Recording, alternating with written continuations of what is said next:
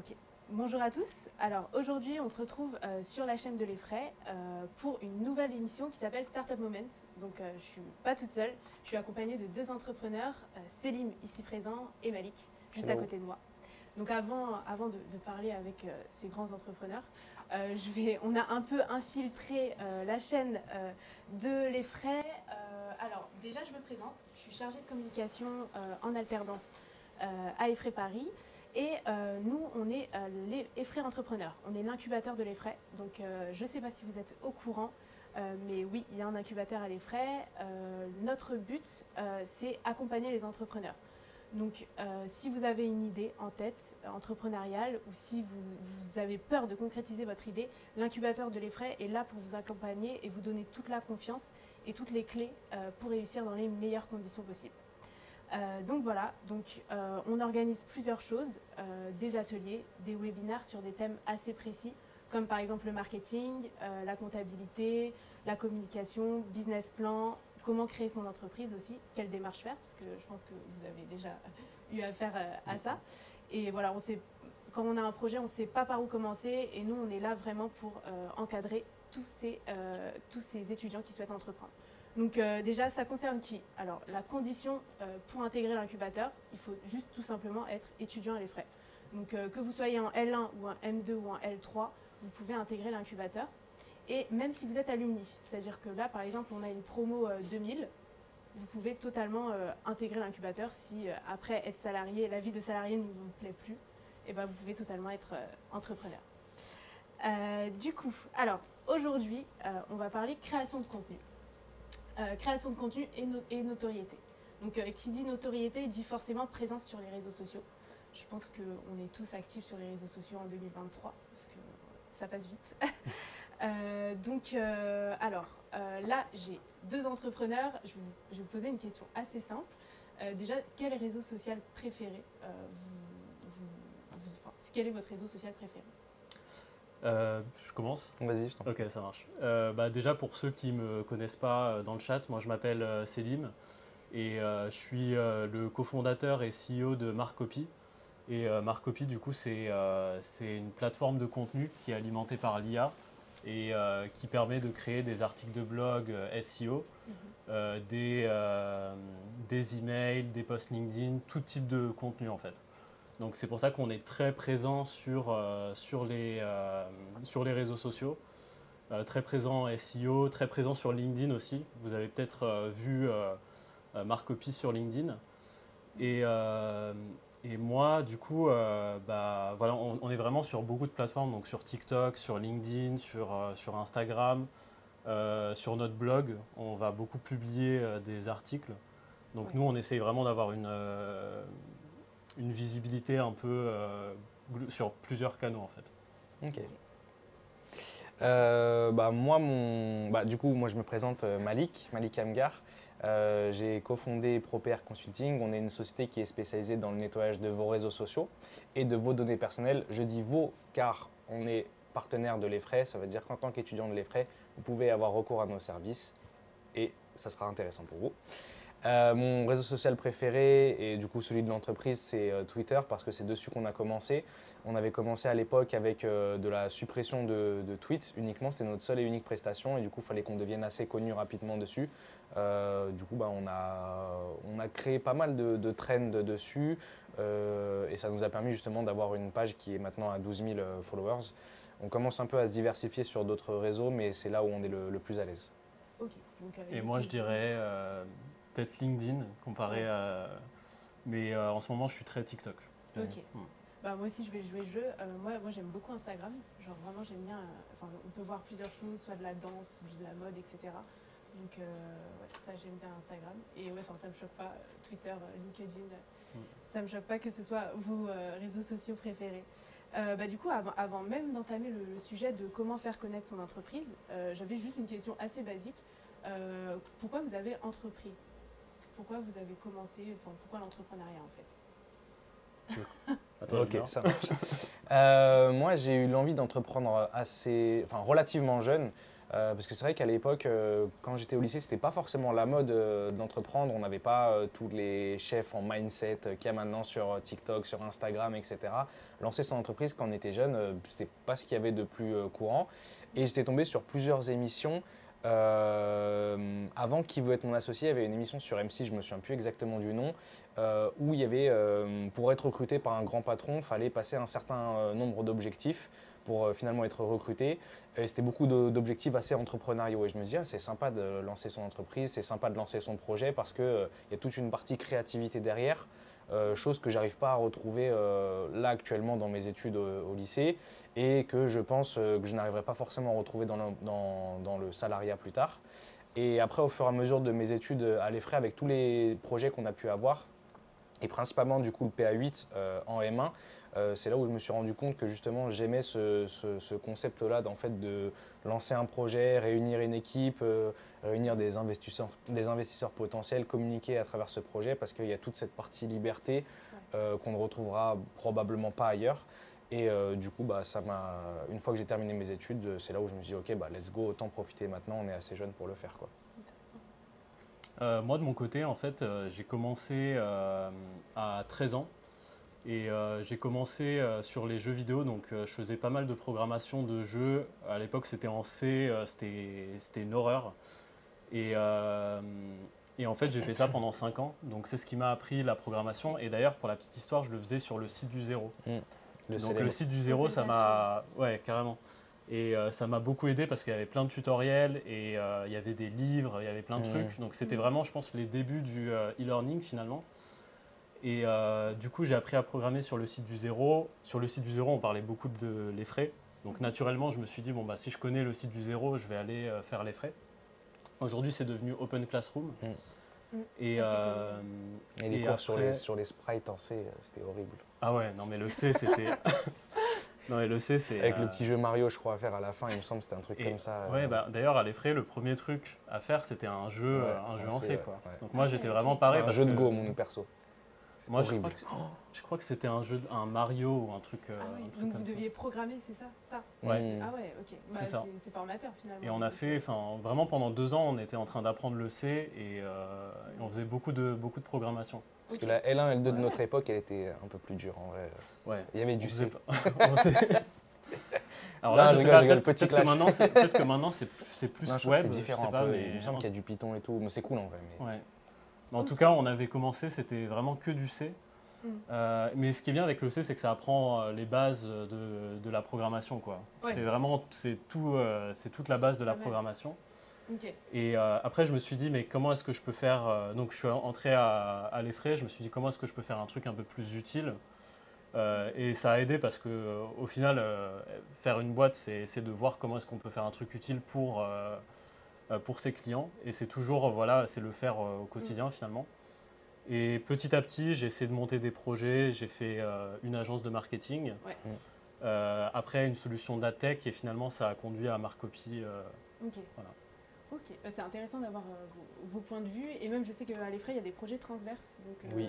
Il y a beaucoup d'étudiants peut-être qui ont peur de concrétiser leurs projets. Mais nous, on a plein de startups qui viennent aussi des projets transverses et qui ont un peu, je dirais, l'audace d'entreprendre. Et du coup, c'est intéressant de savoir ça. Et du coup, je voulais savoir comment, du coup, vous avez connu l'incubateur et comment vous avez intégré l'incubateur, EFRE Entrepreneur. Moi, personnellement, alors en fait, j'ai connu l'incubateur parce que je voulais faire mon stage dans ma boîte. Ok. Et c'était vraiment... Alors moi, je faisais un peu les formations. J'avais fait le printemps entrepreneur. Tu l'avais fait aussi, on l'avait fait ensemble. Il est toujours d'actualité d'ailleurs. Ah, c'est ok, c'est toujours. Ouais. En vrai, c'est un bon exercice parce que je crois que je l'avais fait en L2 et c'était ma première présentation devant des gens, quoi. Et après, j'ai fait mon stage dans ma boîte qui était à l'époque, c'était une agence de marketing.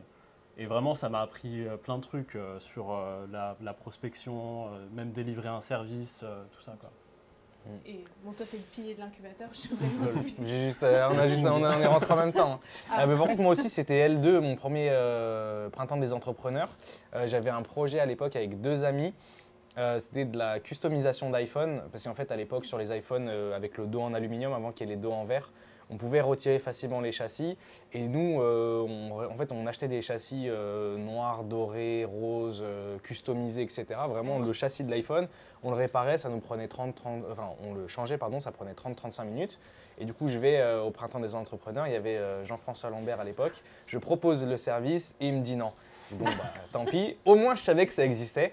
Et après, en M2, justement, il fallait faire mon stage de fin d'études. Je venais de terminer mon PA8. Finalement, le projet, on ne l'a pas continué parce qu'on avait eu des soucis au sein de l'équipe. Et je me retrouve à imaginer du coup ProPR Consulting. Et il y a des profs qui me disent qu'apparemment, justement, c'est possible en passant par Madame Muriel Agbo, pardon, de l'incubateur, de bosser sur son projet pendant le stage de fin d'études. Et du coup, bah, je suis allé à l'incubateur. Je ne savais pas du tout ce que c'était cette maison à l'époque qui était derrière l'Amphi Rouge. Et je suis rentré, on m'a bien accueilli. Non, Orange, je crois. Amphi Rouge, Orange, peu importe. Ah oui, peut-être. Et c'est comme ça que je suis rentré dans l'incubateur. Incubateur qui est rénové, qui Ouais. a été rénové récemment d'ailleurs. Je suis très fière de ça. Tout beau, tout neuf. Bah, du coup, alors, mais moi j'ai une petite anecdote. Enfin, je vous ai pas réunis pour rien, parce que je trouve que vous avez vraiment des profils assez similaires en termes de start-up. Déjà, vous êtes arrivés en même temps à l'incubateur, mais aussi l'anecdote, c'est que quand je suis arrivée à l'incubateur, vous étiez les deux premières start-up que j'ai vues en fait, et du coup, vous avez vraiment des profils assez similaires. Donc, je pense qu'on peut commencer à entamer le sujet de comment vous, tout simplement, vous êtes pris pour faire connaître votre entreprise, et aussi quelles sont les premières erreurs que vous avez faites quand vous avez commencé à entreprendre, tout simplement. Bah justement, la première erreur que j'ai faite, perso, c'est de ne pas avoir essayé de faire connaître mon entreprise. Donc au début, c'était une application qui s'appelait Markads. Et en fait, en gros, c'était une application pour lancer ses publicités. Et le problème, c'est qu'on était trop concentré sur le produit. Donc à chaque fois, on se disait, peut-être que si on lance cette nouvelle fonctionnalité, bah, on va percer. Alors qu'en fait, bah, pour avoir de la visibilité, il faut juste poster du contenu, il faut être visible et tout. Et nous, à chaque fois, on se disait, mais peut-être qu'avec cette fonctionnalité, là, ça va marcher. Et du coup, on n'avait pas vraiment d'utilisateurs, personne ne nous connaissait. Et ça, c'était la première erreur qu'on a fait. Et sur Marcopy, dès le début, le premier truc qu'on s'est dit, c'est on va poster. Même si on n'a rien, on va commencer à poster. Je crois à l'époque, on avait fait une landing page, on avait 0 produit et on l'a mis directement sur LinkedIn, quoi. On a dit on lance un produit, on a fait un teasing, c'était juste un post. Et le post a fait énormément d'impressions.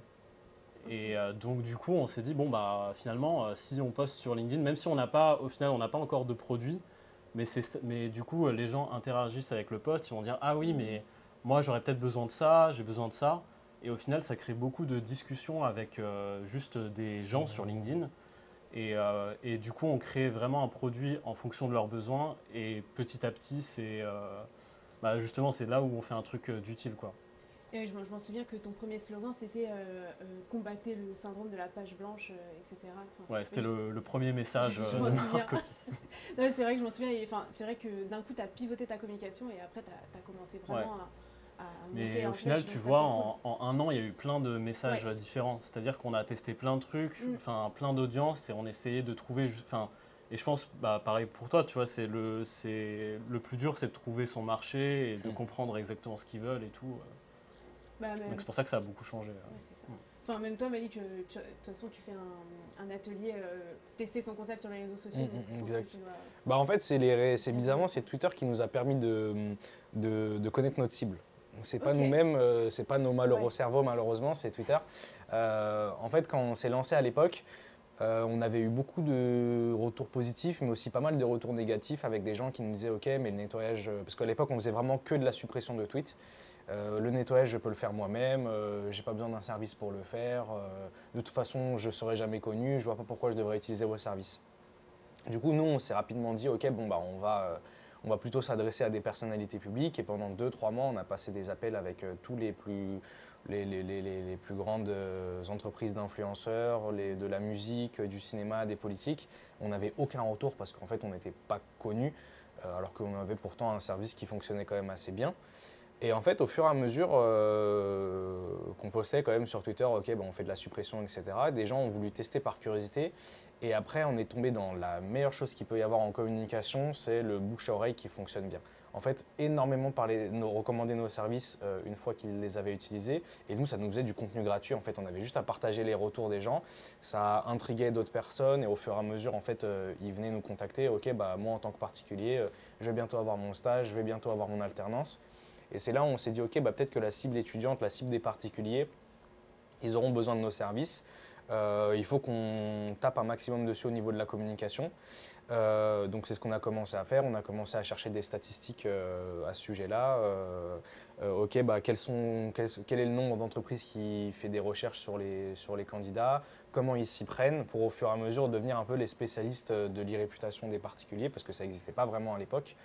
Et les gens ont commencé à comprendre l'intérêt que ça avait pour eux. Et c'est ce qui nous a permis de croître progressivement sur les réseaux. Et en plus, et le deuxième conseil que j'ai à donner, c'est d'axer sa communication sur quelle est la chose entre guillemets rare que vous faites pour vos clients. Nous, la chose rare qu'on faisait, c'était que faire du nettoyage de réseaux sociaux et au fur et à mesure de la suppression de données personnelles pour les particuliers, il y avait pratiquement personne qui le faisait et encore moins au tarif qu'on proposait parce que nous, c'était complètement automatisé. Et ça veut dire qu'on a su profiter d'opportunités comme un TEDx, on a eu aussi une invitation pour Brut, on a eu le stream aussi où il y avait plus de 6000 personnes qui nous regardaient en direct sur Twitch pour au fur et à mesure faire croître notre communauté et c'est comme ça qu'on est arrivé aujourd'hui.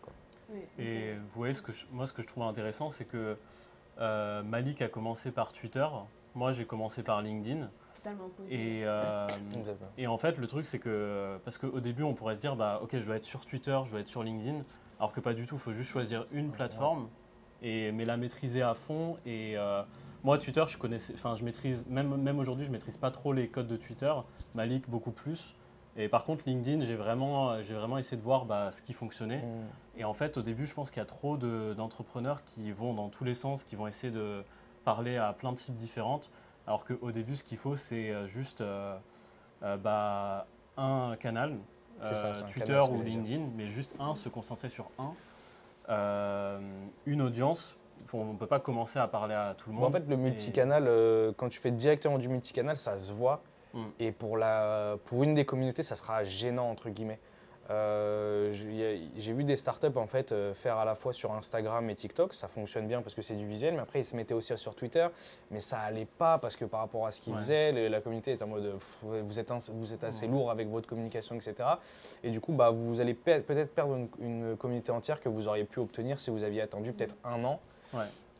C'est pour ça que nous, par exemple, là, on commence à se lancer sur TikTok parce qu'on se dit ok, on va utiliser notre communauté sur Twitter pour essayer de les ramener ensuite sur TikTok. Ouais, tu as celle de Twitter, tu peux les amener et du coup, tu ne commences pas de zéro sur la nouvelle plateforme. C'est exactement ça. Mais c'est assez intéressant ce que vous me dites parce que j'ai beaucoup d'entrepreneurs qui m'ont dit en fait la première erreur qu'ils font quand tu es entrepreneur et que tu veux entreprendre, c'est tu veux tout faire tout en même temps en fait. Ouais. Et ça aussi, et aussi le fait de trop se concentrer sur le produit, c'est vraiment ce qui revient assez fréquemment. Je pense que Malik, il a mis le point, tu vois, sur le problème, c'est que on va se concentrer sur 10 fonctionnalités au lieu de faire, je ne sais plus comment tu l'avais dit, mais c'était bien, c'était la fonctionnalité qui nous différencie de tout le monde. Ton service le plus rare, entre guillemets. Ouais. Nous, typiquement, on a eu un petit problème en fait de timing et de délai. En fait, c'est parce que normalement, on a une plateforme qui est censée sortir depuis assez longtemps. Mais vu qu'en fait, notre communication et nos services qui tournent sans cette plateforme fonctionnent bien, on a pris beaucoup de retard parce que Nassim, du coup, mon associé qui s'occupe plus maintenant de la partie de développement de la techno et de la plateforme, je lui demandais toujours d'ajouter toujours plus.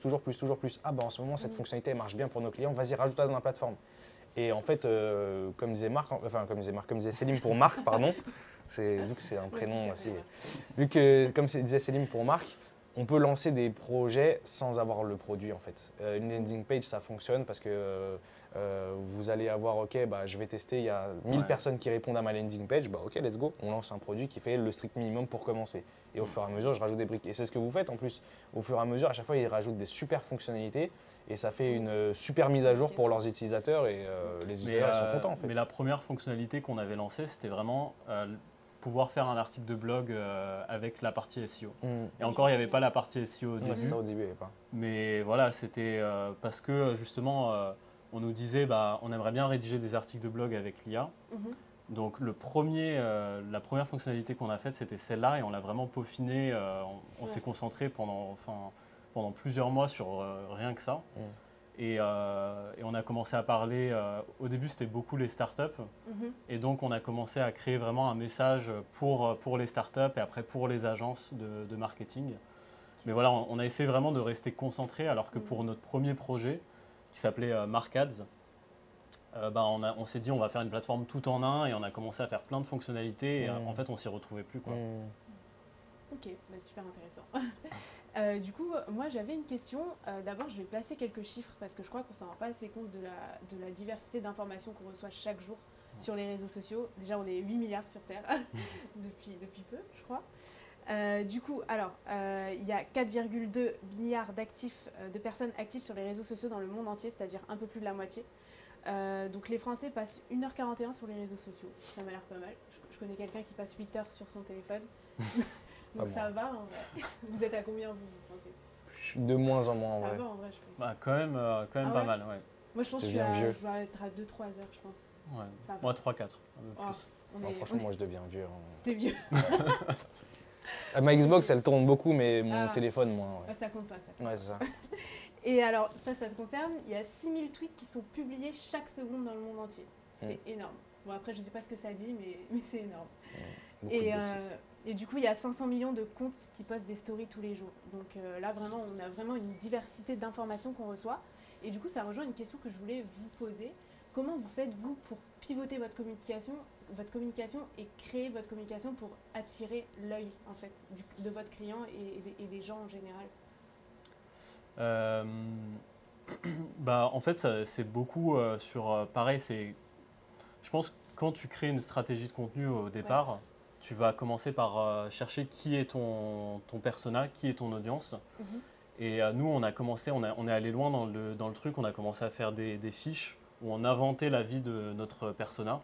On se disait, ok, son prénom c'est genre, c'est Max, et Max il a 30 ans. Et c'est un community manager ou c'est un gérant, un CMO dans une agence de marketing. Et vraiment, on est allé loin sur la définition de notre persona. Et on a parlé beaucoup, on a fait des centaines d'appels avec notre audience pour savoir qui ils sont. Et après, en fait, en fonction de ça, quand tu connais vraiment ton persona, tu sais direct, ok, en fait, si je leur mets tel headline, ils vont direct, et même tu peux le tester avec eux, tu peux leur dire, mais si on met ça, ça te parle. Et généralement, tu le vois directement que c'est parlant. Mais ça passe vraiment par l'étape de comprendre qui est ton client et qu'est-ce qui est utile pour lui, je pense. Et après, ça évolue avec le temps. Après, tu as d'autres niches, tu as d'autres plateformes. Donc, ton message, il va toujours être amené à évoluer. Surtout au début, tu n'as pas le même produit. En SaaS, par exemple, tu n'as pas le même produit Day One que dans 6 mois, 1 an.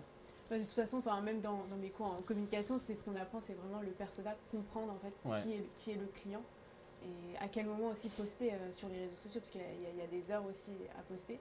Ouais, tout le monde poste à la même heure carrément. Et voilà, parfois sur LinkedIn, je vois à la pause du midi, tout le monde rebondit sur un fait qui s'est passé hier, tout le monde, chacun se copie. Donc, et aussi, je pense, sur quelle plateforme, parce que moi, je sais qu'il y a beaucoup d'agences de marketing qui utilisent Marc au quotidien, qui sont sur LinkedIn, mais qui ne seraient pas forcément sur Twitter. Et toi, pour ta cible, clairement, ils vont être beaucoup, je pense qu'ils vont passer beaucoup plus de temps sur Twitter que… C'est ça. Après, moi, je pense que le conseil que je donne généralement, c'est qu'il ne faut pas hésiter justement à faire du test. Même si le post flop, ça arrive. Ça arrive tous les jours carrément. C'est pas grave, nous on supprime, on en remet un. Des fois on supprime pas, ça dépend. Des fois on le reposte un peu plus tard. Et c'est comme ça en fait qu'on teste un peu les trends. Par exemple, si on voit qu'il y a, surtout sur Twitter, ce qui est bien, c'est que c'est un réseau social qui est beaucoup sur la réaction en fait. La réaction, le commentaire, la réaction à chaud. Et du coup, on est toujours à la recherche. Voilà, toute la journée, on scrolle, on voit sur quoi on pourrait rebondir pour avoir un rapport avec le projet. Ça peut être des fois un tweet débile d'une personne lambda. On va le citer en disant vous devriez passer par nos services pour les faire supprimer parce que c'est un peu débile. Et ça fait rire les gens et ça amène de la curiosité. Mais après, aussi, il y a aussi, comme tu disais, le type de cible aussi. Le B2B, le B2C ne s'aborde pas de la même manière. Ouais. Nous, notre cible B2B, on n'en parle pas du tout sur les réseaux. Parce que c'est quelque chose qui doit être assez discret. On ne va pas dire qu'on a nettoyé les réseaux sociaux de telle ou telle star, parce qu'on est soumis à des accords de confidentialité. Du coup, la communication qu'on va avoir avec eux, ça va être beaucoup par du mailing, ça va être beaucoup par la landing page pour améliorer le référencement au fur et à mesure. Ça va être beaucoup aussi sur LinkedIn, sur aider vos équipes justement de personnalités publiques à ne pas avoir de soucis sur leurs réseaux sociaux, à ne pas se faire doxer parce qu'il y a leur adresse sur société.com, parce que quand ils ont lancé leur activité à l'époque d'influenceurs ou de streamers, ils se sont mis en auto-entrepreneurs. Donc, comme disait Selim, tu as la partie faire le persona et tu as la partie est-ce que je suis sur du B2C, est-ce que je suis sur du B2B et du coup, comment s'y adresser. C'est ça. Après, tu as des petites variables, hein. Tu as la saison qui compte, où est-ce qu'on en est dans l'année, est-ce que c'est Noël, est-ce que c'est Pâques, est-ce que c'est les vacances d'été. Quand c'est les vacances d'été, c'est mort. Limite, franchement, généralement, nous, ce qu'on fait, c'est qu'on met tous nos projets de communication en pause l'été. Surtout août. Août, c'est compliqué. C'est quelque chose. Je dis, ok, je me mets un mois, je me cale un gros projet pendant un mois. Par exemple, une nouvelle vidéo de présentation, un nouveau format de documentaire, j'en sais rien. Pour que quand ça ressort en septembre, ça soit fluide. Totalement. Mais c'est vrai que j'ai fait un peu mon travail de stalkeuse. Je vais totalement stalker sur vos réseaux sociaux. C'est vrai qu'il faut vraiment rebondir sur les références. Je sais que toi, Céline, tu as rebondi sur Marc, sur la série Marc, du coup, le flambeau. Il y a plein de mèmes qui m'ont fait super rire que tu as mis sur LinkedIn et je pense que c'est une finalité un peu légère. Ça, alors, petite dédicace si elle regarde, mais ça doit être Lucie qui s'occupe de la création de contenu chez Marc. Et dans la communication, elle va faire pas mal de mèmes, de rapprochements et en vrai, ça crée pas mal de liens avec sa communauté. Twitter, je pense, Twitter, c'est pour les mèmes, c'est incroyable. Mais Twitter, je trouve assez courageux quand même d'avoir Twitter en tant que réseau social privé, parce que c'est vrai que Twitter, on a vraiment comme premier abord le réseau social un peu où on prend de la distance, tu vois. Donc je pense que c'est... Après, je pense qu'il faut vraiment poster sur le réseau comme... il faut que ça soit adapté en fait. Ouais, c'est ça. Sur Twitter, c'est un réseau social où on aime bien faire rire les gens via ProPR avec des situations qui sont marrantes, etc. Mais sur LinkedIn, jamais de ma vie je le ferais parce que c'est pas le moment. Après, malheureusement, il y a toujours des entreprises qui abusent de temps en temps et qui font pas des posts qui font pas les meilleurs posts possibles. Mais le plus important, c'est vraiment de se baser sur le réseau social sur lequel on est. Si vous êtes sur de l'Instagram, ça va être de l'ultra visuel. Il faut mettre toutes vos ressources sur comment rendre mes posts les plus beaux possibles, mes stories les plus belles possibles, pour créer de l'engagement, profiter de toutes les fonctionnalités qui peuvent exister entre les sondages, etc. Parce que assez fréquemment sur les réseaux sociaux. Et nous, sur le contenu, on a une règle qu'on essaie d'appliquer, c'est qu'on essaie de faire en sorte que chaque contenu est un peu mieux que celui qu'on avait fait avant. Surtout sur YouTube. Donc on essaye d'avoir une meilleure qualité d'image, meilleure qualité son. On essaie de faire des vidéos plus longues qui vont apporter plus de valeur. Parce qu'on sait que les contenus, ils restent dans le temps. Donc un article de blog qui est bien écrit, qui apporte de la valeur, dans 3 mois, dans 3 ans, il sera toujours là, quoi. Oui, totalement. Et donc autant faut de la quantité, mais il faut aussi de la qualité, quoi, dans les contenus. Moi, juste pour revenir à Twitter, moi ce que j'aime bien, c'est que tu peux vraiment, comme tu as dit, tu peux interagir avec ta communauté et tu peux leur demander directement qu'est-ce que vous voulez comme fonctionnalité. Ça, j'aime bien cet aspect-là. C'est ça, il y a un jour, un soir, j'ai dit ok, qui veut faire supprimer ses anciens Skyblog. Il y en a peut-être qui ne connaissent pas, mais avant Skyblog, c'était la référence. La base. Ça, c'était une question d'ailleurs que j'ai oublié de poser. C'est quoi du coup le réseau social à l'ancienne, votre réseau social préféré? Du coup, tu m'as fait rappeler ça. MSN, ça compte ou c'est une messagerie? MSN, c'était... Ceux qui disent l'inverse, c'est des menteurs. C'est des menteurs. On était tous sur MSN. C'était l'ancien WhatsApp. C'est ça. Et Vine aussi, j'étais sur Vine. Peut-être qu'ils vont relancer d'ailleurs. En fait, c'est leur ancêtre de TikTok aussi. Ouais, c'était TikTok en plus créatif parce qu'il fallait 6 secondes pour faire rire les gens. Donc, Ah oui, 6 secondes, je m'en souviens. Les gens, ils peuvent faire maintenant, les gens ils peuvent faire des situations d'1 minute pour profiter de la paye Twitch, TikTok, mais avant Vine, 6 secondes, il fallait être créatif. Mais TikTok, je suis vraiment impressionné de la portée que ça a. Parce que une vidéo, tu peux avoir, tu peux faire énormément de portée et c'est beaucoup de trafic sur ton site. Mais ça rebondit à une question que je voulais vous poser par rapport à la diversité d'informations qu'on reçoit énormément chaque jour. Est-ce que, c'est une question assez bête, mais parfois les personnes privilégient plus la forme que le fond. Est-ce que vous dealez avec les deux, vous préférez quoi, la qualité ou le contenu? Bah, moi, je peux donner une réponse parce que du coup, sur vraiment accès création de contenu, je pense qu'on va entrer surtout avec l'IA, on entre dans une ère où il va y avoir beaucoup plus de contenu, donc beaucoup plus d'informations, beaucoup plus de textes, beaucoup plus d'images, beaucoup plus de vidéos. En plus, c'est facilité aujourd'hui, la création de contenu est facilitée grâce à ces outils. Et du coup, ce qu'il faut faire, c'est justement axer sur plus de valeur. Parce que les contenus qui vont apporter de la valeur, c'est vraiment les contenus qui vont sortir du lot en fait. Il y aura tellement d'informations, tellement de contenus, texte, images, que c'est pour ça que la qualité du contenu va être de plus en plus importante. Je suis à peu près d'accord, je mettrais peut-être la nuance sur, pareil, on va dire la cible. Parce que le problème, c'est que maintenant, les plus jeunes, c'est prouvé scientifiquement, ils ont du mal à tenir plus de 20 secondes en lisant un texte. À cause de toute cette société-là, justement, où on va avoir beaucoup d'informations. Du coup, ce n'est pas une critique, hein, c'est vraiment un fait. Et du coup, il y aura certains produits que vous souhaiterez vendre. Par exemple, demain, vous lancez un nouvel objet ou un nouveau service qui sera pour des jeunes, voire très jeunes. Je ne sais pas moi, une tranche d'âge genre 16-22 ans, par exemple. Vous savez que vous devez faire du contenu qui va durer moins de 15 secondes avec très imagé, avec des mots-clés très précis qui vont les faire, on va dire, les intéresser.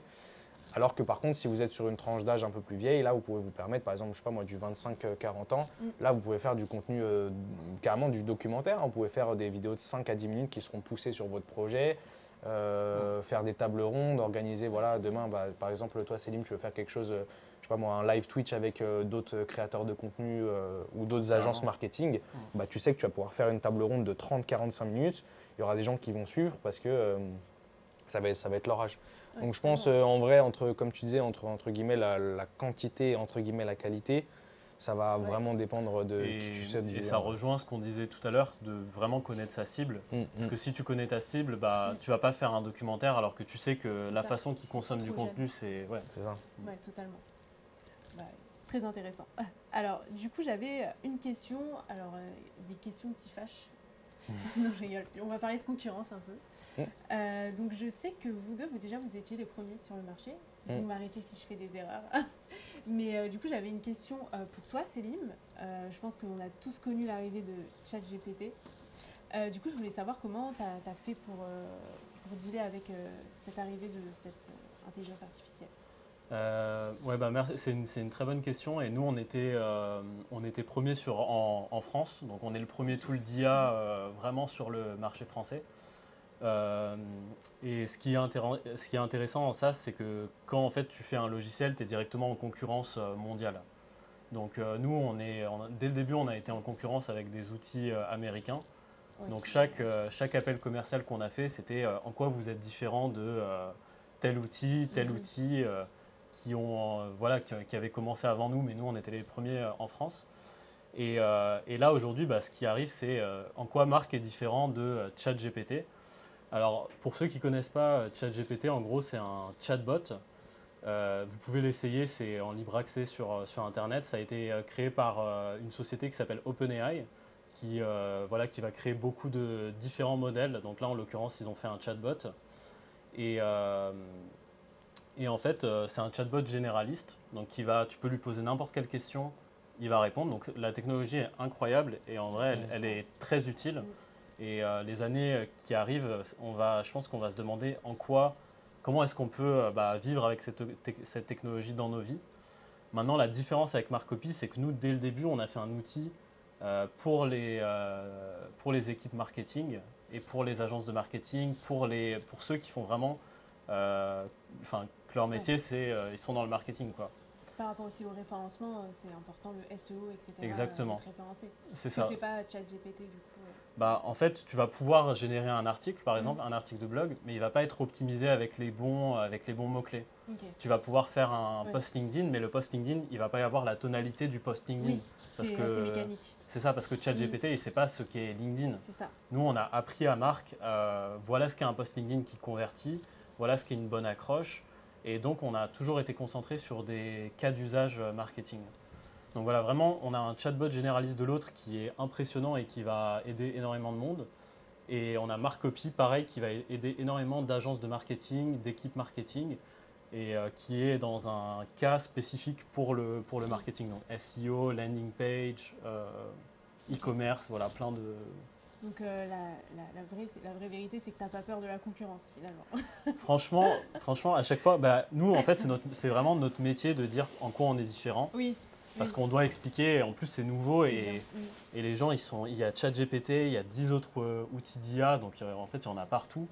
Et on essaye d'expliquer vraiment en quoi on est différent. Mais voilà, depuis le début, on a fait la très bonne décision de se dire, nous on va pas aider tout le monde, on va surtout aider les agences de marketing, les marketeurs et voilà. Ouais. Ok. Et toi du coup, Malik, dis-moi comment tu as pris la concurrence quand tu as commencé à entreprendre, comment tu as essayé de dealer avec ça? Bah, déjà, il faut savoir que la concurrence, c'est généralement toujours une bonne nouvelle. Quand vous lancez un produit qu'il n'y ait pas de concurrence au début, ça peut arriver. Qu'il n'y en ait pas au bout de 5-6 ans, c'est que c'est un problème.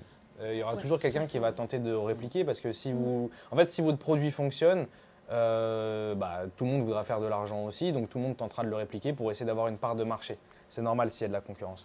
Du coup, nous, quand on s'est lancé à l'époque, je ne vais pas dire qu'il n'y avait pas de concurrence parce qu'en fait, des agences d'e-réputation, ça existe depuis qu'il y a Internet. Sauf que ces agences-là, elles étaient divisées en deux. Il y avait une partie qui s'occupait d'entreprises, donc nous, ce n'était pas forcément notre marché, donc ça ne nous concernait pas, et des agences qui s'occupaient principalement donc, de personnalités publiques. Sauf que nous, on est arrivé avec un produit qui a automatisé tout ce qu'eux faisaient à la main, c'est-à-dire le nettoyage de réseaux sociaux. Au lieu de passer 15 jours à lire 10 000 tweets, nous, ça nous prenait quelques minutes et à la fin, on faisait le nettoyage. C'est-à-dire que pour des personnalités publiques, tu passes de 10, 15, 20 000 euros la prestation à quelques centaines d'euros pour nous. Donc directement, en fait, ça fait une différence. Et après, pour la partie en fait, des particuliers, pareil, même si demain une agence doit s'attarder sur le cas d'un particulier, il va le facturer de l'heure. Donc ça sera pareil, 400, 500, 600 euros, quand nous, c'est des prestations qu'on fera facturer entre 20 et 200 euros en fonction des prestations. Donc quand nous, on est arrivé sur le marché, on avait vraiment cette partie-là de différenciation qui était l'automatisation. Après, au fur et à mesure, je sais qu'il y a une entreprise qui a tenté de faire pareil. Je ne sais pas trop où elle en est maintenant, parce qu'aux dernières nouvelles, elle n'automatisait pas complètement la prestation. Pas comme nous, ce qu'on faisait. Nous, en vrai, on est vraiment en avance. En fait, on a l'avantage en fait, concurrentiel technologique de se dire, OK, pour en arriver là où on est, ça sera quand même beaucoup de mois et d'années de développement probablement. Et en plus de ça, il faudrait qu'ils réussissent à passer devant nous en termes de réputation. On a mis quand même une très très forte accélération sur justement les réseaux sociaux et les apparitions dans différents médias, que ce soit le TEDx, le Brut, Hugo Décrypte, etc. Donc ça veut dire que ça donne quand même une certaine légitimité. Et je pense c'est ce qui est le plus important en fait quand vous allez lancer votre projet, c'est comment devenir crédible aux yeux des gens.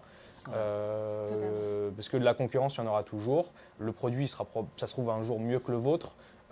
Mais derrière, si vous êtes capable justement de vous dire, OK, moi j'ai été cité par un tel, mes clients c'est un tel, je suis partenaire avec telle ou telle école déjà, telle ou telle entreprise a déjà travaillé avec nous, c'est quelque chose qui permet en fait d'asseoir derrière votre produit. Et tu penses, juste une question par curiosité, mais les talks que tu as fait, donc tu es passé sur Twitch, le TEDx aussi. Oui, exactement. En termes de crédibilité, comment ça t'a... je pose la question parce que vraiment par curiosité. En fait, ça, on va dire en termes de clientèle, ça ne va pas forcément directement t'amener des millions et des millions de personnes. Mais c'est des données que tu peux diffuser sur ton LinkedIn, sur ta landing page, sur ton blog. Des fois, on a des clients pros qui ne sont pas forcément, qui n'ont pas forcément croire au produit ou qui seront un peu méfiants parce qu'on va leur dire ok, bah, on va prendre la main sur vos réseaux sociaux pour faire du nettoyage, mais quand on arrive, on leur dit ok, bah, nous on a eu tel passage sur TEDx, on a le Brut qui parle de nos services, on a le Hugo Décrypte, on a tout ça en fait derrière ça te permet de te crédibiliser. C'est la preuve, et la preuve d'aller sociale. exactement, c'est ça, à fond. Et derrière, bah, quand tu vas aller voir un parti politique, tu dis ok, bah, nous on a déjà été cités sur ça. C'est ultra en fait important derrière. Et même toute cette légitimité, ça passe par votre présence sur les réseaux sociaux et toute votre création de contenu. En plus, ouais, c'est du contenu l'image gratuit dans en fait laquelle pour vous nous. allez, C'est de se dire, Donc, c'est obligé. sur TikTok, on va mettre un passage où je suis sur scène en train de parler d'e-réputation, bah, ça interpelle directement, quoi. Et nous en SaaS, du coup, pour le produit, c'est vraiment la même chose, c'est-à-dire que pour être crédible aux yeux des nouvelles personnes qui ne connaissent pas encore Marcopy, on va souvent donner des études de cas sur qu'est-ce qui a marché pour d'autres personnes de la même cible, pour d'autres agences par exemple. Et on va détailler qu'est-ce qui a marché pour elles, en quoi. Pour que ce soit concret. C'est ça. Totalement. Et on a des résultats sur plusieurs mois, donc ça aide beaucoup. Et je pense que quand on lance un projet, c'est ça qui est dur aussi parce qu'on commence avec zéro crédibilité, zéro preuve sociale. Donc au début, pour se lancer, c'est vraiment le plus compliqué, je pense. C'est ça. Surtout il faut se tromper, en plus, surtout que malheureusement, on est dans une société où les médias, c'est souvent devenu payant. Toutes les startups qu'on voit passer chez BFM, généralement, c'est qu'elles ont mis 5 000 € pour y aller. C'est pas parce que forcément. Il y en a beaucoup, c'est parce qu'elles sont très bonnes dans leur domaine. Du coup, elles ont été invitées. Mais il y en a beaucoup, c'est parce que voilà, ça coûte 5 000 € d'aller chez BFM, ça coûte 10 000 € d'aller sur un autre plateau télé ou dans d'autres médias. Donc, quand on commence une entreprise, c'est pas forcément le budget qu'on va avoir, c'est pas forcément le budget qu'on va prévoir ou qu'on a même tout simplement à disposition. Il y aura des petits concours pour gagner 2 000 – 3 000 €, mais on se dit, ok, c'est quoi le mieux? C'est que je le mette sur. Que je prenne justement un associé, que je paye un freelance, que j'aille chez les médias, etc. C'est une stratégie aussi, hein. Je ne dis pas que c'est une mauvaise stratégie, au contraire. Mais faut essayer justement d'avoir toutes ces petites interventions qui vont vous démarquer au fur et à mesure. Ne pas hésiter Nous, on avait très rapidement fait un communiqué de presse qu'on envoyait à différents médias pour se dire, ok, si un jour ils pensent à cette problématique-là qui est l'e-réputation, on ne sait jamais, et c'est ce qui s'est passé avec Brut. En fait, il y avait un politicien qui avait un problème. Nous, ils étaient au courant, ils disaient, ah oui, c'est vrai qu'il y a une start-up qui fait de la suppression de tweets et de données perso, on va les contacter. Ouais, moi je m'en souviens de ton passage à Brut. Et avec Hugo Décrypte d'ailleurs, j'étais C'était pareil en fait, ouais. Ça, au fur et à mesure. Ça... Mais d'ailleurs, on rejoint un point par rapport à tout ce que vous avez dit. Comment déjà vous faites pour réfléchir à ce que vous allez est-ce que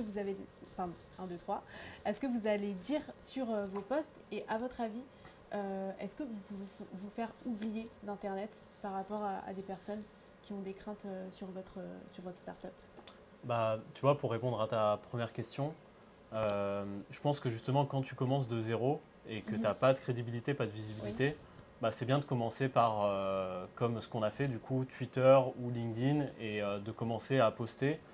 Et en fait, alors moi, ce que je recommande, si vous commencez votre boîte et votre stratégie de contenu, c'est de prendre les 10 questions que se pose votre audience. Donc pareil, on en revient toujours à, voilà, faut connaître son audience, faut passer beaucoup de temps avec eux. Et en fait, en ayant ces 10 problèmes, ces 10 challenges qui se posent au quotidien, on peut faire du contenu à partir de ça. On peut se dire, par exemple, nous, on a pris les 10 questions que tout le monde se pose, donc comment faire croître son SEO, comment faire sa recherche de mots-clés, comment faire sa stratégie de contenu LinkedIn. Et après, on fait du contenu à partir de ça, on sait que ça intéresse notre audience. Et donc voilà, c'est comme ça que tu peux commencer, même en partant de zéro, aucune crédibilité, mais juste en répondant à des questions, en donnant de la valeur à travers le contenu. C'est une bonne façon de commencer à construire cette crédibilité en partant de zéro. Et en plus, voilà, les réseaux sociaux, ça nous coûte rien. C'est vraiment du temps, et au début, on a du temps, donc il faut poster, quoi. Et surtout aujourd'hui, il y a des outils. J'en reviens à Marc, mais il y a des outils d'IA. N'hésite pas. Comme Marcopy. Marcopy. pour créer des posts LinkedIn hyper rapidement, pour créer ses articles de blog SEO et justement, voilà, c'est vraiment pour les startups aussi qu'on a fait des outils comme ça. Et en dehors de ça, il y a aussi tout un travail de veille à faire, Ouais, un outil qui est archi puissant et que malheureusement peu de startups utilisent à mon avis, enfin de ce que j'ai pu voir avec des startups avec qui je discutais, c'est Google Alerts. Franchement, Google Alerts, on a mis tous les mots-clés inimaginables liés à notre entreprise. On a mis tweet injurieux, bad buzz Twitter, données personnelles, enfin tout ça. Et en fait, tous les jours à 13h, c'est ce qu'on a mis, tous les jours à 13h, je reçois la liste de tous les articles qui ont parlé de ces sujets-là. 90% du temps, c'est pas forcément pertinent parce que ça va vraiment récupérer pratiquement tout l'internet francophone. Mais de temps en temps, il y a des histoires, ok, bah, il y a eu une fuite de données, je sais pas moi, quand il y avait la fuite de données par exemple, il y avait une fuite de données Twitter, il y avait une fuite de données LinkedIn, pardon, il y avait aussi la sécurité sociale. Et bah, nous derrière, ça nous fait du tweet, ok, bah, les adresses perso, nom, prénom, situation de sécurité sociale, etc. De 10 millions de personnes ont leaké en France. Bah, les gens ils vont dire ah mince ça va être relié, tu vois. Ou par exemple on a fait un article de blog qui avait ultra buzzé à l'époque parce que justement j'avais trouvé l'article aux États-Unis, ils n'en avaient pas encore parlé en France grâce à ce Google Alert là, pardon, où il y avait en fait suite à des fuites de données de photos d'Instagram et je ne sais plus quel autre réseau social de photos, je crois Pinterest. Il y avait eu en fait un outil qui avait été fait pour, à partir de l'intelligence artificielle, il récupère en fait le visage de femmes sur les photos pour faire en fait de la pornographie avec justement des images inventées en fait truquées à partir de photos Instagram. Et on avait mis ça sur internet et derrière c'est du buzz en fait, parce que tu informes les gens, l'article il est intéressant, ils apprennent quelque chose et ils vont se dire ok bah tu as l'air d'être une référence quand même dans ton domaine. Bah, et c'est vraiment ce qui construit la crédibilité, c'est de partager les news et de dire bon bah vous voyez, c'est d'expliquer aussi l'actualité. Donc ce que tu as fait très bien, tu vois, chaque news. Et du coup, Google Alert, c'est bien parce que vous allez avoir toutes les news. C'est un super outil. Et après, vous pouvez tout simplement prendre votre marque et partager l'actualité et vous dire bon, bah, voici cette actu. Et les gens, en fait, consciemment ou pas, quand ils voient que tu partages l'actu, ils vont te dire ah, mais ça construit vraiment la crédibilité, quoi. Ça. En plus, ça se décline sur tout, en fait. Il y a le plus important, je pense, pour moi, c'est le blog. Donc, vous pouvez faire des articles de blog plus ou moins courts, hein, des billets d'humeur, etc. Ça peut être sur LinkedIn, ça peut être sur du TikTok. Vous faites un montage TikTok. Ok, savez-vous qu'hier, il y a eu 300 millions de comptes sur Twitter, ça a été leaké, leur adresse, tac, tac, tac. Voici ce qui peut en suivre, du phishing, du ci, du ça. Ça fait du TikTok, ça fait de l'Instagram, ça fait du Twitter. Donc, Et même, tu vois, moi, ce que je recommande quand on crée du contenu, c'est vraiment de recycler tous vos contenus. Donc, par exemple, de commencer par un article de blog. Et nous, souvent, ce qu'on va faire chez Marc, c'est qu'on crée un article de blog, on va passer vraiment pas mal de temps dessus. Et après, cet article de blog, on le découpe en plusieurs parties et on va faire plusieurs posts LinkedIn qui sont planifiés sur le temps. L'article de blog, on a le script pour une vidéo, donc, parce que c'est long, c'est complet et on peut en faire une vidéo. Et une fois qu'on a la vidéo, on va la décliner en plusieurs contenus. Ouais, j'ai vu sur LinkedIn. Et en fait, ça aide pas mal. L'identité visuelle, et je pense que ça peut. Mais c'est ça, en plus, ça s'applique à tous les projets. Demain, vous lancez, je sais pas moi, un restaurant par exemple, un restaurant asiatique sur Paris ou je sais pas qui fait de la food fusion, bah, vous vous intéressez un peu à tous les articles qui peuvent sortir qui sont liés à ça. Et dans votre communication TikTok, vous avez vu la dernière fois, il s'est passé ça dans telle grande chaîne de restauration, je sais pas moi, au Japon. Bah, on a décidé de faire lancer le même produit. Je sais pas, un truc tout bête. Et ça, dans tous les styles d'entreprise que vous allez monter, il y a de l'intérêt à faire de la veille. Très intéressant. Franchement, je suis totalement d'accord avec vous. Et du coup, j'avais une question aussi. Alors, du coup, dans votre un peu parcours entrepreneur ou non, est-ce que vous avez une communication qui vous a marqué jusqu'à présent, même sur LinkedIn, une start-up ou une entreprise qui vous a vraiment marqué? Une marque, tu veux dire? Ouais, en général, une communication qui vous a tapé l'œil malgré toutes les informations qu'on reçoit. Moi, j'en ai deux que j'apprécie beaucoup. Il y en a une, c'est une startup qui s'appelle Broke and Abroad. Ils sont d'ailleurs futurs, je sais plus quoi. Ils sont à la station F, en plus dans le programme Fighters, il me semble, je crois, hein, je ne veux pas dire des bêtises. Et en fait, ils proposent des voyages à prix réduit pour les jeunes. Et ils le font d'une très très très bonne manière sur Twitter, sur Instagram, mais je crois qu'ils sont maintenant sur TikTok, en mettant par exemple, ok, bah, est-ce que vous voulez aller, je sais pas moi, à Bodrum pour 35 euros. Mais bon, je mens pas, hein, Ok. c'est vrai. Non, non, pour de vrai, c'est non, c'est quoi des vrais le- deals, etc. Ok. C'est pas du, Ah c'est ouais. pas du fake. Donc, Derrière, ils hôtel, ont un service d'abonnement. Ouais, ils ont d'accord. toujours des super plans, etc. Et l'intérêt, c'est qu'en fait, ils font la recherche pour les étudiants ou les jeunes qui n'ont pas forcément les moyens. C'est bien. Et en fait, ils font de la super com par rapport à ça. Leur contenu, il est archi imagé. En plus, de leur côté, ceux qui ont monté la société, ils voyagent beaucoup. Donc, à côté de ça, bah, ils mettent leurs propres photos et vidéos de voyage avec des formats de vlog, etc. Et c'est là où je dis que la communication, elle est en accord avec le projet derrière. C'est-à-dire que les personnes qui vont porter le projet, eux-mêmes, ils pourraient utiliser ce produit-là. Mm. Donc, tu as cette entreprise-là, et une entreprise qui est très forte aussi, elle commence à bien buzzer. C'est Atmos Gear, je crois que ça se prononce. Ils font c'est les premiers à faire des patins à roulettes avec assistance électrique, un peu comme les trottinettes électriques. Et ils sont basés sur un manga qui faisait ça il y a des années, donc c'est un projet de passion. Et ce que j'aime bien, c'est que justement dans leur communication, on retrouve cette passion-là en fait. On voit que c'est l'entrepreneur qui s'amuse, des fois il est dans la rue Ouais, comme tu ça, il vois va ça. à 35 km/h dans les rues de Ouais, Paris. c'est Il a vrai. été invité au CES de Las Vegas, il est là, bah, les gars, je suis choqué, je suis à Las Vegas, je suis en train de faire du roller avec assistance à Las Vegas, vous vous rendez compte? Et malheureusement, dans les startups où c'est de plus en plus ultra cadré, Ouais. Startup Nation, patati patata, on oublie cette passion-là. Et lui, dans son projet, enfin eux, dans leur projet, c'est ce qu'ils transmettent et j'aime beaucoup ça en fait. Mais c'est vrai que ça rejoint un truc. Enfin, même moi, quand je regarde du contenu, j'aime bien les contenus un peu immersifs où tu Mm. ressens l'émotion de la personne qui est en train de, Ah, qui est pareil. derrière. Ouais. Mm. Donc il y a, ouais, il y a l'humain derrière, donc ça c'est bien. Mm, Franchement, je suis d'accord. Et toi, Euh, du coup, Céline bah moi en ce moment, comme je vous l'ai dit, je suis à fond sur TikTok. Je regarde, j'essaie de comprendre TikTok, comprendre un peu comment acquérir des vues sur TikTok et du trafic sur son Mm. site web.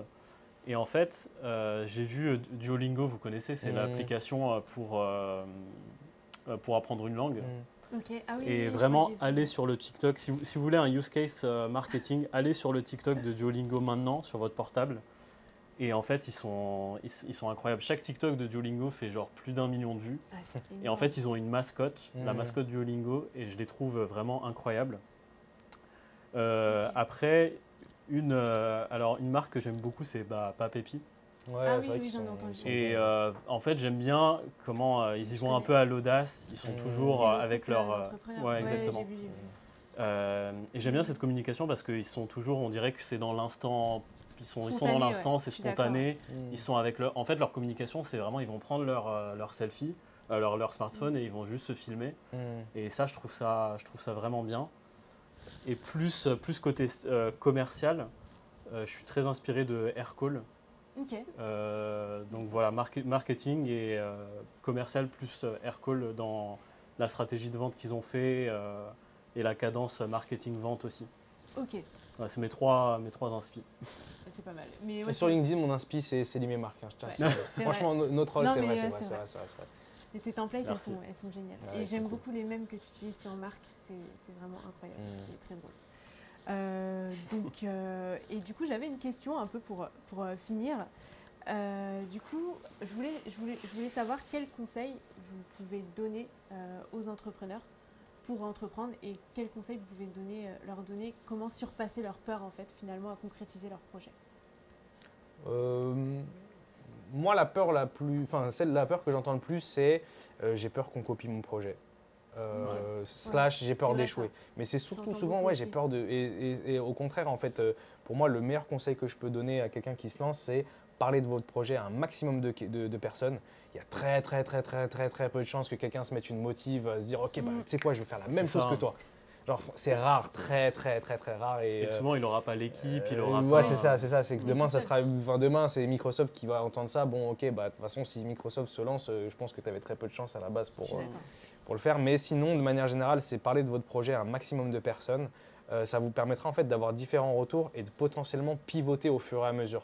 Parce que, et surtout le plus rapidement possible. Parce que vous allez être en fait la tête dans votre projet. Vous n'allez pas vous en rendre compte et au fur et à mesure, vous allez arriver avec un produit fini qui sera peut-être en décalage avec ce que votre clientèle attend, ou c'est peut-être pas, vous n'avez peut-être pas tout simplement la bonne clientèle. Vous avez le bon produit, mais pas la bonne clientèle.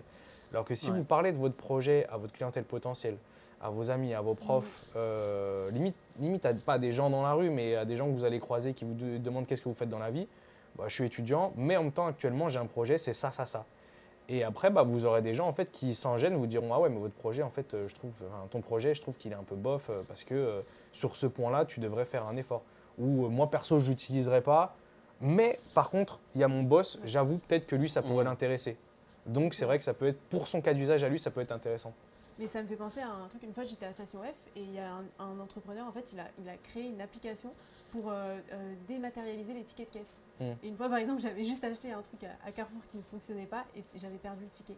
Donc ça, tu vois, c'est vraiment, faut vraiment se mettre, faut voir si on peut utiliser le produit, en fait. Pour moi, il ne faut pas avoir peur Super et de toute façon, si ce n'est pas ce projet-là qui marche, c'est peut-être un autre. Peu importe. De toute façon, au bout d'un moment, vous devrez en parler à quelqu'un, donc autant que ce soit le plus tôt possible. Comme tu l'as dit, il y aura de la concurrence, il y aura toujours de la concurrence. Mais c'est vrai, tu vois, parce que nous, par exemple, dans le cas de Marc, on va utiliser Marc tous les jours. Vraiment, il n'y a pas... Et même au début, quand j'ai vu qu'on n'utilisait pas assez la plateforme, je me suis dit, mais il y a vraiment un problème. On doit utiliser... Enfin, on a fait un tool pour la création de contenu. Donc on doit être les premiers à l'utiliser et à en faire la promotion. Donc vraiment tous les jours on est sur Marc et on l'utilise pour faire nos posts, pour faire nos articles de blog.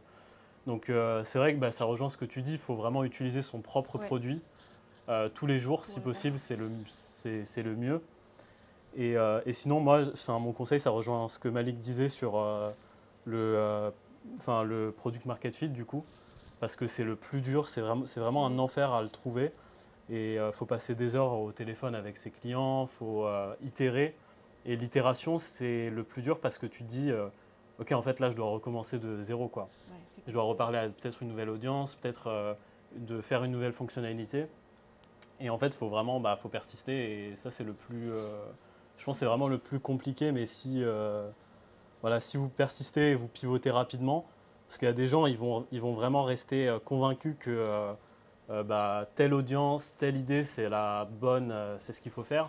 Alors que des fois, un petit pivot, vraiment sur un mois, ça peut tout changer. Quoi. Ouais, faut se lancer pour voir si ça fonctionne en fait finalement. Et après, dernier conseil peut-être un peu plus humain, si vous vous lancez, ça va être une belle aventure. Il y aura beaucoup de hauts, beaucoup de bas. Faut avoir vraiment l'estomac accroché, c'est pas une solution de facilité. Et c'est tout le courage que je peux vous souhaiter en fait. C'est vraiment, c'est aussi avoir un entourage qui soutient, un incubateur qui soutient aussi. Ah ouais. Il faut du soutien. Non mais sérieusement, faire tout ça tout seul, c'est très très dur parce que il y a des moments où vous allez être dans vos chaussettes en train de vous dire je suis la personne la plus nulle du monde et le lendemain je suis la personne la plus forte du monde. Donc, ça fait et avec d'autres fondateurs, je pense, tu vois, incubateur, donc où tu peux rencontrer d'autres fondateurs. Et ça, c'est important parce que vous passez par les mêmes challenges, mêmes obstacles et tout. Et du coup, l'incubateur vous a aidé dans votre parcours entrepreneurial? Ah oui, sur du théorique comme du pratique. Déjà, c'est un lieu où vous pouvez travailler. C'est toujours mieux de travailler. Là, il était fermé pendant quelques mois pour travaux. Franchement, travailler de chez soi, c'est horrible. Surtout au début d'un projet ou quand vous êtes avec un ami ou quoi. Avoir un incubateur, ça vous permet d'avoir un cadre de travail, ça peut vous permettre de dire, voilà, je vais venir tous les jours à cette heure-là, clac, dans mon bureau, j'ai mon ordi, j'ai mon siège, etc. Et après, toute la partie accompagnement, dès que vous avez besoin, ok, j'aimerais avoir un atelier sur du référencement, sur comment déposer une marque, un brevet, comment faire les statuts, etc. Non, et au début, si tu fais tout ça tout seul, t'es pas assez... il y a tellement de choses que tu as besoin d'être aidé, quoi. Mais même moi, je visualise un peu les entrepreneurs, j'ai une vision un peu spectatrice de ça et je vois vraiment ils sont sur plusieurs casquettes Et franchement, je pense que c'est pas facile, mais une fois qu'on est lancé et que le produit fonctionne, il n'y a pas de retour en arrière possible. Ouais, et tu vois, faut pas hésiter à demander, Oui. à juste poser une question. Des fois, il y a une question vrai. qui débloque, vraiment qui va Totalement. vous faire gagner 3-4 mois, quoi. Donc, merci beaucoup. Et Merci à toi. alors, Merci. d'ailleurs, n'hésitez pas si vous avez des questions sur le chat. Je ne sais pas s'il y a des questions ou non, mais n'hésitez pas. J'ai pas encore accès au live, mais en tout cas, n'hésitez pas. Ou sinon, suivez-nous sur nos réseaux sociaux de Effray Entrepreneur.